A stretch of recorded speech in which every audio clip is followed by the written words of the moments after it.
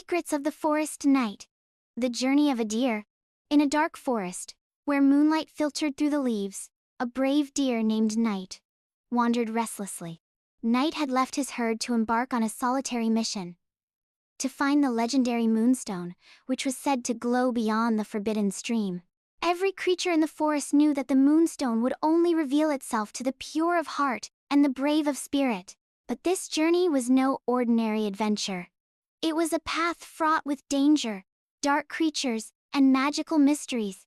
As Night approached the stream, he noticed shadows rippling over the water.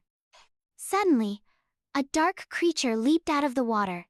It was the shadow owl, one of the oldest guardians of the forest. The owl spread its wings wide and spoke in a deep voice. "Brave deer, I know you seek the Moonstone, but this journey may lead you to a point of no return. Are you truly ready?" Night suppressed his fear and replied boldly. "Our forest's fate is at stake. Without the Moonstone, the forest's magic will fade away. I am ready." The owl let out a sharp laugh, flapped its wings and vanished, saying, "Then prove your courage." When Night stepped into the stream to cross, the water suddenly rose and formed a whirlpool, dragging him under. When he opened his eyes, he found himself in an unfamiliar part of the forest.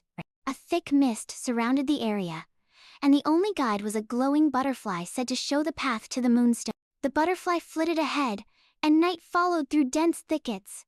Suddenly, a massive wolf with sharp claws and glowing yellow eyes burst out from the bushes. The wolf roared and lunged at Night. With a quick leap, Night dodged and faced the wolf, ready to fight with his ant. But then, the butterfly released a gentle light, and seemed to whisper into Night's ear, "Remember, strength isn't always in your antlers. Sometimes it's in your..." With this advice, Night realized that fighting the wolf head-on would be a mistake.